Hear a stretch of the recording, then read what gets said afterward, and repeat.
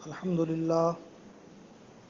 لله الذي أبدع نظام الوجود واخترع ماهيات الأشياء بمقتضى وانشاء بقدرته أنواع الجواهرات العقلية وأفاز برحمته محركات الأجرام الفلكية. الصلاة على ذوات الأنفسه القدسية المنزهة عن القدرات الإنسية، خصوصا على سيدنا صاحب الآيات والمعجزات وعلى آله وأصحابه التابعين للهجج والبينات. أما بعد، فأعوذ بالله من الشيطان الرجيم. بسم الله الرحمن الرحيم. هل يستوي الذين يعلمون والذين لا يعلمون؟ صدق الله مولانا العظيم وبلغنا رسوله النبي الأمين الكريم ونحن على ذلك لمن الشاهدين والشاكرين والحمد لله رب العالمين. معزز خواتین و حضرات، السلام علیکم ورحمۃ اللہ وبرکاتہ. آج جس موضوع پر میں گفتگو کرنے جا رہا ہوں، میرا موضوع ہے کووڈ-19 کے اس پرآشیب دور میں ائمہ مساجد و مدارس معلمین کی ناقدری اور ان کے ساتھ ہر طرح کے ظلم روا رکھنا. مسجد کا امام ہونا بڑے شرف و فضیلت کی بات ہے. ہمارے نبی کریم صلی اللہ علیہ وسلم خود ایک مسجد کے خطیب بھی تھے اور مسجد نبوی کے امام بھی تھے. اوائل اسلام میں جو حاکم ہوا کرتے تھے وہی مسجدوں کے امام بھی ہوا کرتے تھے. وقت گزرنے کے ساتھ ساتھ امامت کا شعبہ بھی الگ ہو گیا. حضور صلی اللہ تعالیٰ علیہ وسلم سے منسوب ایک روایت ہے جس کا مفہوم یہ ہے کہ امام اسی لیے ہوتا ہے کہ اس کی پیروی کی جائے، اس کی اقتداء کی جائے.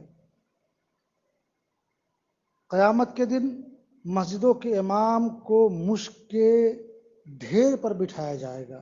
اللہ کے نبی صلی اللہ تعالیٰ علیہ وسلم نے ارشاد فرمایا، قیامت کے دن مسجدوں کے امام کو مشک کے ڈھیر پر بٹھایا جائے گا. اسی طرح سرکار دو عالم صلی اللہ تعالیٰ علیہ وسلم نے اماموں اور مؤذنوں کے بارے میں خود دعا فرمائی ہے، جس کے بارے میں سرکار دو عالم صلی اللہ تعالیٰ علیہ وسلم خود دعا فرما دے، آپ ان کی فضیلت کا اندازہ کر سکتے ہیں. مؤذن کے قبر کو، مؤذن کے جسم کو قبر کی مٹی نہیں کھا سکتی ہے. مؤذن مسجدوں میں اذان دینے والا سب سے اونچے مقام پر ہوگا.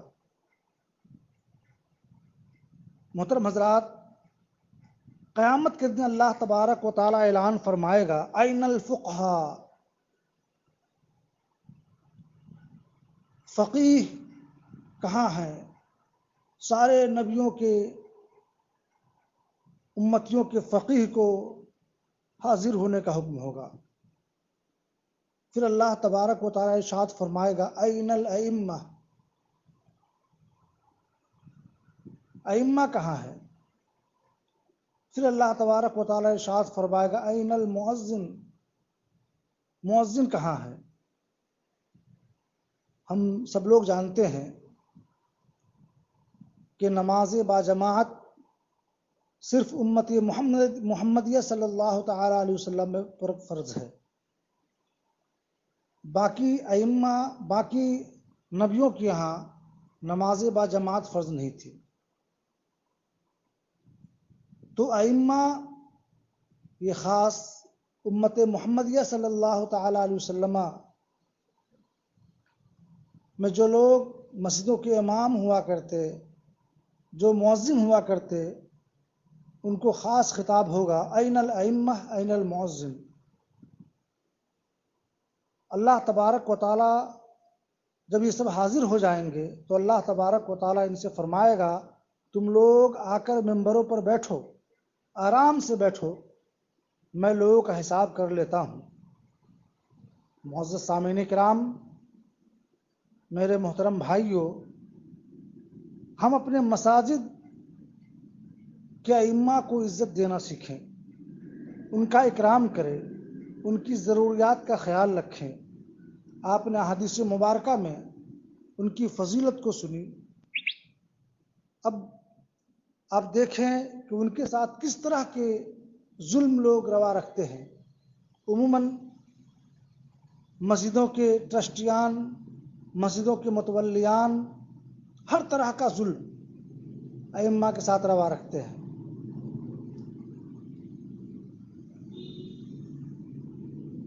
پورے ہندوستان میں ائمہ مساجد کی تنخواہ اتنی کم ہوتی ہے کہ خدا کی قسم اگر ان کو نزلہ اور زکام ہو جائے، بخار ہو جائے تو دوا نہیں لے سکتا ہے. اللہ تبارک و تعالی بڑی بڑی بیماریوں سے ہم سب کو محفوظ فرمائے.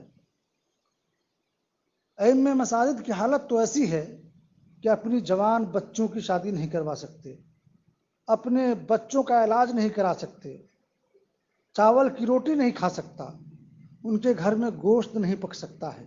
بھائیوں، یہ قابل احترام طبقہ ہے، قابل عزت طبقہ ہے. ان کو اچھی تنخواہیں دو، ان کے ساتھ اچھا سلوک کرو، عزت والا سلوک کرو، ان کا خیال رکھو. بڑی فیکٹری کا مالک آ کر کہتا ہے کہ ہمارے فیکٹری میں جو مینیجر ہے ہم نے اسے 50 لاکھ کا پیکج دیا ہوا ہے.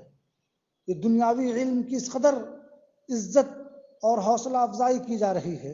اور جو نبی کے مصلی پر کھڑا ہے، 5 وقت نمازیں پڑھا رہا ہے، 5 وقت مسجد میں ہمارے لیے دعائیں کر رہا ہے، ان کی تنخواہ کا اندازہ آپ نہیں کر سکتے. کس قدر قلیل آمدنی، کس قدر قلیل تنخواہ انہیں دی جاتی ہے. جو مصلی پر کھڑا ہے، مصلی امامت کو سنبھالے ہوا ہے، نبی دو عالم صلی اللہ تعالی علیہ وسلم کے مصلی پر کھڑا ہے، 5 وقت نماز پڑھا رہا ہے، اس کی تنخواہ صرف 5,000، 6,000، 7,000 اور اگر بہت زیادہ ہو گئے تو 10,000 روپے.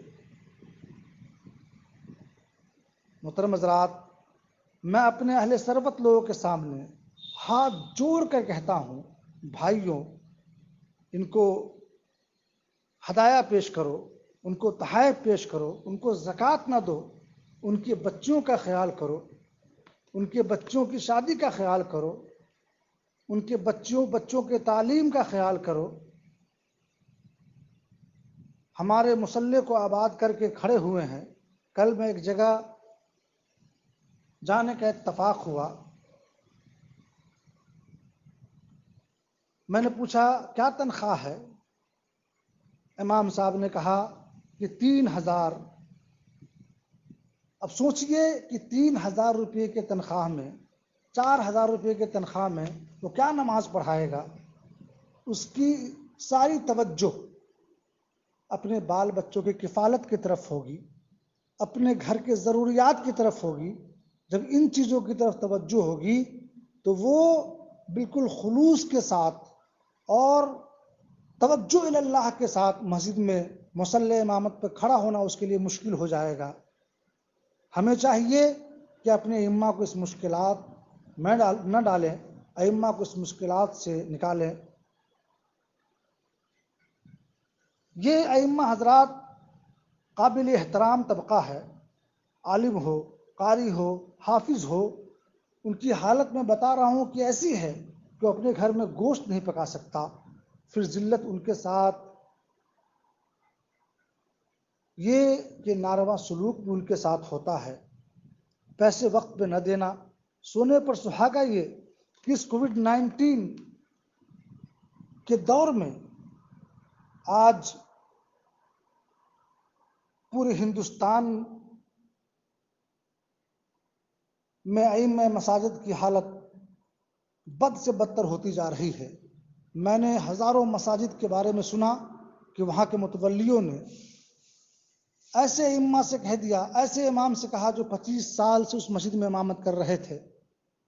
جب کووڈ-19 لاک ڈاؤن فیز 1 شروع ہوا تو کہہ دیا کہ اب تو یہ چلتا رہے گا، ہمیں امام کی کیا ضرورت ہے، اور مسجد سے امام کو فارغ کر دیا. جس نے 25 سال رہ کر اس مسجد میں خدمت دی، بچوں کو دینی تعلیم سے آراستہ و پیراستہ کیا، نماز جنازہ پڑھائی اور ہمارے مرحومین کے لیے مغفرت کی دعائیں کی. لیکن ہم نے صلہ کیا دیا کہ جب صلہ دینے کا وقت آیا تو ہم نے اسے مسجد سے فارغ کر دیا. اور بہت سارے مساجد میں تو حالت یہ ہے کہ تنخواہ نہیں دی جا رہی ہے، تنخواہ نہیں دی جا رہی ہے.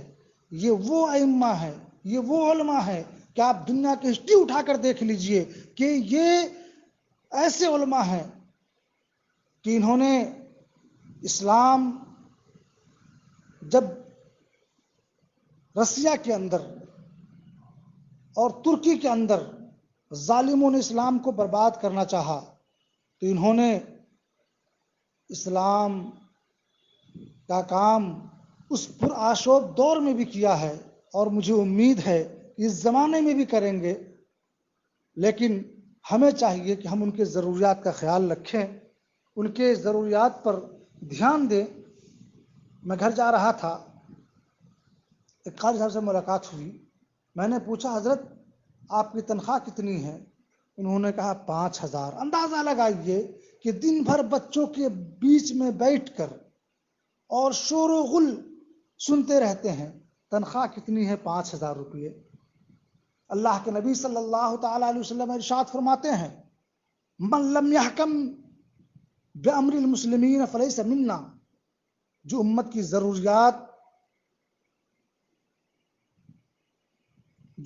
ضروریات میں ضروریات زندگی کا خیال نہیں رکھتا وہ ہم میں سے نہیں ہے.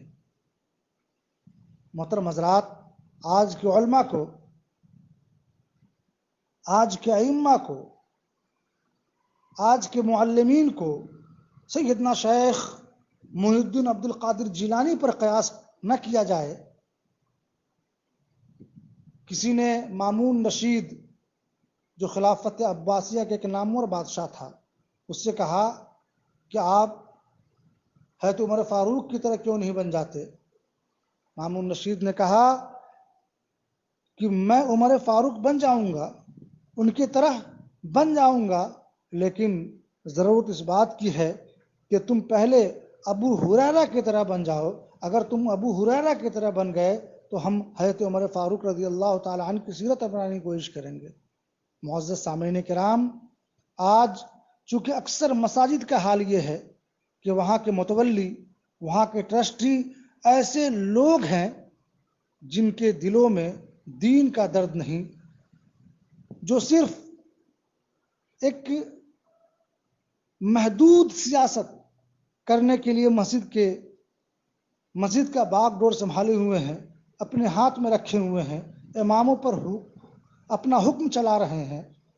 اب دیکھیے سارے ہندوستان کا آپ جائزہ لیجئے، آپ کو اندازہ ہو جائے گا کہ محلے کا اور مسجد کا متولی وہی ہے جو سب سے زیادہ بد اخلاق، بدخلق انسان. ایسے لوگوں کو مسجد کا صدر بنایا جاتا ہے. ایسے لوگ ہمارے مساجد کے سیکریٹری ہوتے ہیں.